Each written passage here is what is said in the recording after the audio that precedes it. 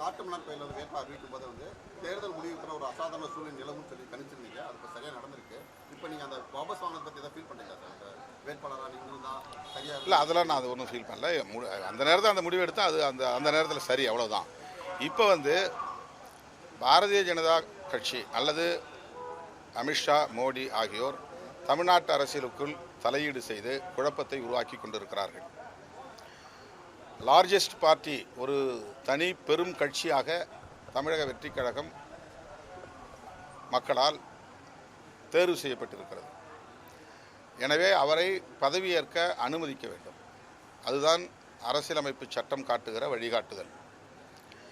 அவர் ஆதரவு கோரிய நிலையில் இன்னும் அது தொடர்பாக ஆளுநர் எந்த முடிவையும் எடுக்காமல் இங்கே குழப்பம் உருவாவதற்கு இடம் கொடுக்கிறார்.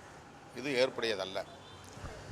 அடுத்து, தாவேகாவுக்கு ஆதரவு தெரிவிக்கக்கூடியவர்கள் யார் யார் என்ற பட்டியலை ஆளுநர் கோர முடியாது. உனக்கு யார் சப்போர்ட் பண்ணுறா, 118 கொண்டு வந்து என்கிட்ட ப்ரூவ் பண்ணிவிட்டு அப்புறம் நீங்கள் வந்து பதவி ஏற்புக்கு வாங்க அப்படின்லாம் சொல்ல முடியாது.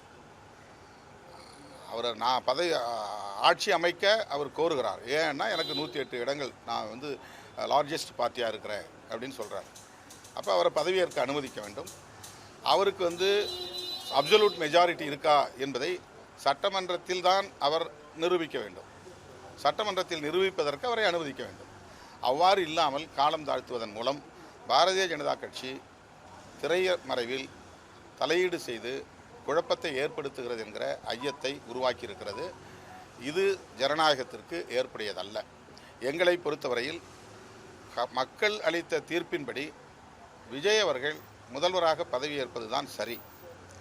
அதற்கு நாங்கள் ஒருபோதும் இடையூறாக இருக்க மாட்டோம். ஏற்கனவே நீங்கள் சொல்லியிருந்தீங்க, சீமானும் விஜயும் ஆர்எஸ்எஸ் பெற்றெடுத்த பிள்ளைகள்னு சொல்லியிருக்கீங்க. ஆர்எஸ்எஸ் பெற்றெடுத்த பிள்ளையான விஜய்க்கு வந்து நீங்கள் ஆதரவு கொடுக்க முடியுமா? அதற்கான சாத்தியக்கூறு சரியாக இருக்குமா? அதாவது என்னுடைய கருத்து, பாரதிய ஜனதா கட்சி தொடக்கத்திலிருந்து தமிழக வெற்றிக் கழகத்தை கையாளுகிறது என்பதுதான். இப்போ இல்லை, தொடக்கத்திலிருந்து. அது என்னுடைய யூகம் கூட நீங்கள் வைத்துக்கொள்ளலாம். நான் அப்படி நம்புகிறேன். அதனால் அந்த கருத்தை சொன்னேன். இப்போதும் பாரதிய ஜனதா கட்சி அவரை கையாள துடிக்கிறது, அவரை கட்டுப்படுத்த முயற்சிக்கிறது, அவரை கட்டுக்குள் வைத்திருக்க நெருக்கடிகளை தருகிறது. இதுவும் என்னுடைய கருத்து. இந்த நிலையில் பாரதிய ஜனதா அல்லது ஆர்எஸ்எஸ் சங் பரிவார் கும்பல் அவரை கட்டுப்படுத்த முயற்சிக்கிற போது நாங்கள் காங்கிரஸோடும் இடதுசாரிகளோடும் இணைந்து பணியாற்ற விரும்புகிறோம், ஆட்சி அமைக்க விரும்புகிறோம் என்று அவர் சொல்லியிருப்பதை நாங்கள் கன்சிடர் பண்ணுகிறோம். அது இதில் உள்ள நல்லது கெட்டது அல்லது நிறை குறை, எதிர்கால அரசியல் போக்குகள், இதை நாங்கள் வந்து பரிசீலிப்போம் என்று சொல்லியிருக்கிறோம். இது குறித்து ஒரு முடிவை முன்கூட்டியே நான் அறிவிக்க முடியாது. எங்கள் கட்சியில் உள்ள முன்னணி பொறுப்பாளர்கள் மற்றும் நாங்கள் தொடர்ந்து கருத்தியல் ரீதியாகவும் களப்பணிகள் அடிப்படையிலும் இடதுசாரிகளோடு பயணிக்க விரும்பி அதன்படி பயணித்து கொண்டிருக்கிறோம். எனவே அவர்கள் எடுக்கிற நிலைப்பாடு என்ன என்பதையும் அறிந்து நாங்கள் ஒரு முடிவை எடுப்போம். ஏற்கனவே சொன்ன அந்த கருத்தில் இன்றைக்கும் நான் உறுதியாக இருக்கிறேன். பாரதிய ஜனதாவின் ஒரு கையாளுதல், அந்த தாவேகாவை கையாளுகிற முயற்சி, அந்த அடிப்படையில் தான் அந்த கருத்தை நான் சொன்னேன். இன்றைக்கி அந்த சந்தேகம் எனக்கு இருக்குது. அதனால் அதையும் நாங்கள் கருத்தில் கொண்டு தான் முடிவெடுப்போம். 10 வருஷம் காங்கிரஸ் திமுக கூட்டணி திடீர்னு வந்து தாவேக்கு ஆதரவு கொடுத்தது வந்து இதுக்கு வரைக்கும் இந்த பழைய குணத்தை வந்து காமிச்சிருச்சு அப்படி டிஆர் பாலு சொல்லிட்டார். காங்கிரஸ் தன்னுடைய பழைய குணத்தை காட்டிவிட்டார்கள். அது காங்கிரஸுக்கும் திமுகவுக்கும் இடையிலான பிரச்சனை. அவர்கள்ட்ட நீங்கள் கருத்து கேட்டு அதில் நான் கருத்து சொல்லுவேன்.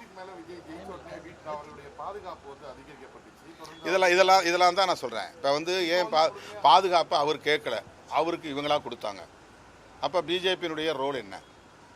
அவர் யூனியன் கவர்மெண்ட்டை போய் பாதுகாப்பு கேட்கல, அல்லது வந்து போலீஸ்கிட்ட போய் அவர் பாதுகாப்பு கேட்கல, அவளுக்கு கோர்ட்டில் போய் அவர் பாதுகாப்பு கேட்கல, எனக்கு இசட் பிரிவு பாதுகாப்பு வேணும்னு அவர் எங்கேயும் போய் கோரிக்கை விடலை. இவங்களா பாதுகாப்பு கொடுத்தாங்க. இப்போ எதுக்காக இவங்களா வித்ட்ரா பண்ணுறாங்க?